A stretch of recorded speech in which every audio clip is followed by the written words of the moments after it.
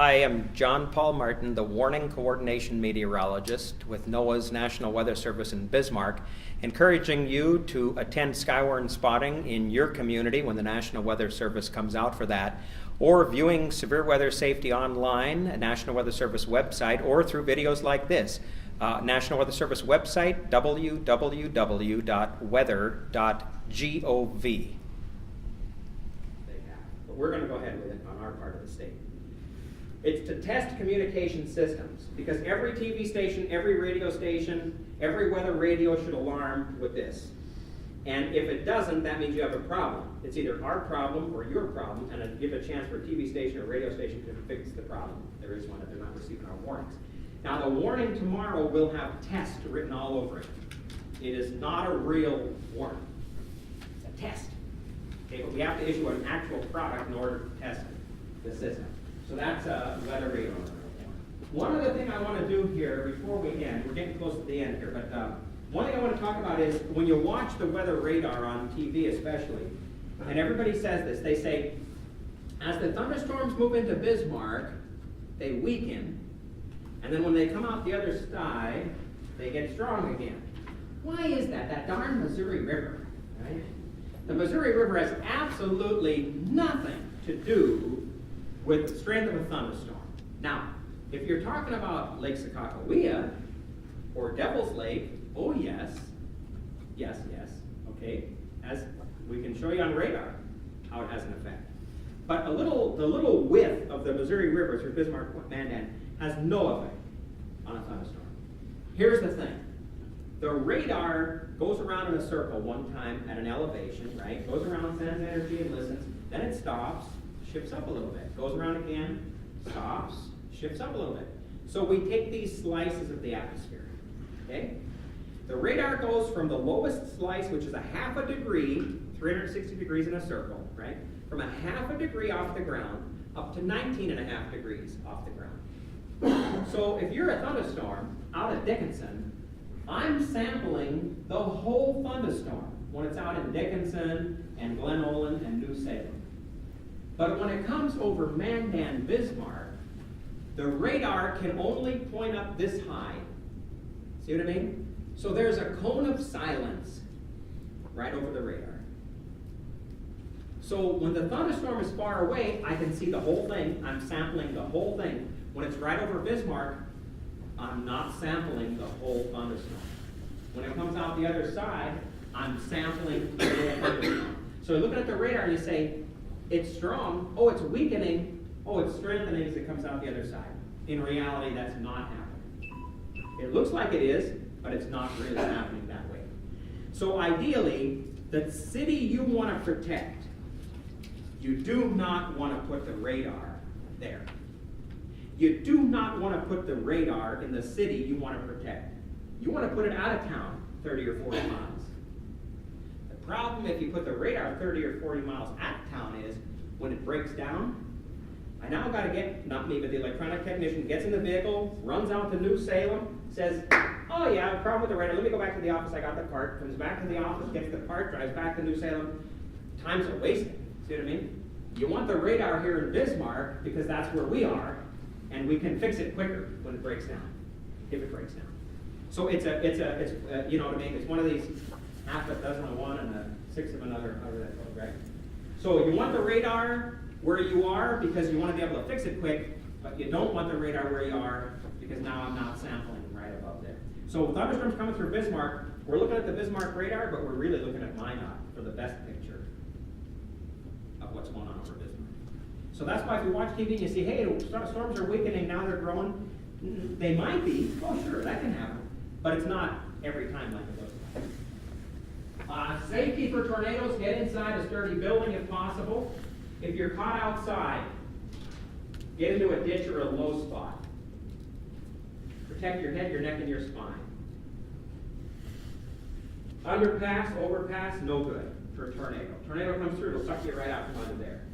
You want to get into a ditch, a low spot. Now, you want to be careful if there's a lot of rain, if it's flooding, you know, you don't want to drown. But I had a lady one time say, what if there's a snake in that? Then you're going to get bitten? Yeah. You have to do what's best at the time. In a vehicle, absolutely, you do not want to try to outrun a tornado. If you're in Bismarck and there's a tornado coming into Bismarck, you want to get out of your car, into a building, into the basement. Absolutely. But if you're out of town, you're on Highway 83, running north of Bismarck, and you see this tornado off in the distance, stop, figure out which way the tornado's going, and don't go that way. Right? If it's going that way, just wait. Stop and let it go, and then go on your way. If it's coming toward you, you don't want to turn around, because now it's chasing you. So you want to go at a right angle. Here comes the tornado at me. I probably want to go that way or that way, away from it. Okay. The interstate is bad because you're limited to where you can get on and off. Right? Highway 83, you can kind of, take a side road and get out of the way.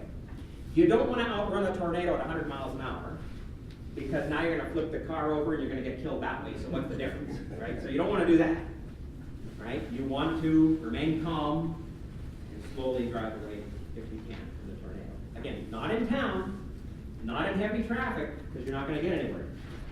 If there's a tornado coming through Bismarck, it's going to be a big traffic jam, because people are going to be trying to get in their cars and get out of town. I can't imagine anybody saying, no, I don't want you over here, right? Let's see, this one. That is awesome. Big tornado near Fargo. Oh, look at that. That is so cool. Oh, North Dakota. The speed there, it's so cool. It's cool. Take a video. Probably. Oh, back to you. I think it's going away now. Going away now. Rear view mirror on the car, side view mirror. Why? Show you what's coming up behind you. Okay, always be careful what's coming up behind you.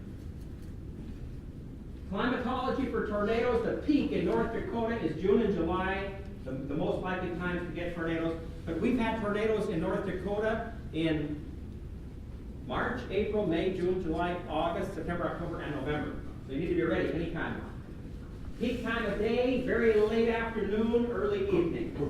6 p.m., give or take a few hours either side of that is when most tornadoes in North Dakota occur. But they can occur any time of the day or night.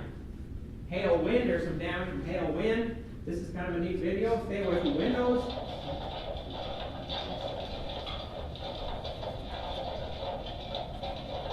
That's a big hail. How big is it? Do not run out and check. Just...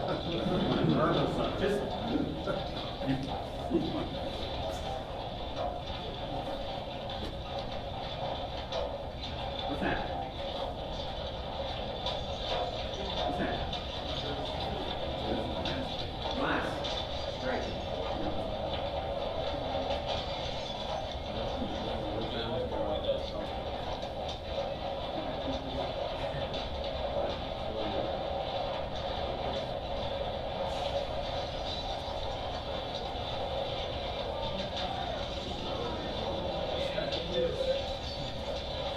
Before the thunderstorm comes up, you may want to close the blinds, pull the curtains closed, pull the shade down, whatever you have, so that if a rock hits the window or hail hits the window, you don't have glass flying through the whole house, right? The glass will hit the shade and fall to the floor. Do not drive into water. We talked about this flash flood. If you come to a flooded road, turn around, don't drown. You don't know if the road is still there. You don't know if the road is still there. This is from Australia. We still have another minute or two here, gang. This is from Australia here a few years ago. They wish they had moved their cars. This is a pedestrian bridge right here. Across that little trickle of a creek. Watch what comes through there. Right there, see it? An automobile just came underneath that little bridge. Lightning safety. Lightning tends to strike tall objects. Lightning tends to strike tall objects. We don't have time to get into too much with how lightning forms, but lightning, think of it this way, wants to get to the ground as quickly as it can. So it tends to strike trees, right? You may be the tallest object. If you're out on a baseball diamond, who's most at risk? The pitcher. He's up on a mound already, assuming he's the same height as everybody else. You don't want to be out playing baseball, golf, during a thunderstorm. Don't take a bath, a shower during a thunderstorm. Lightning can strike the house, will travel through the electric lines, through the phone lines, through the water lines. A safe place to be for lightning. Thank you for watching. Continued in part 13. Videographed by Matthew Kronberger.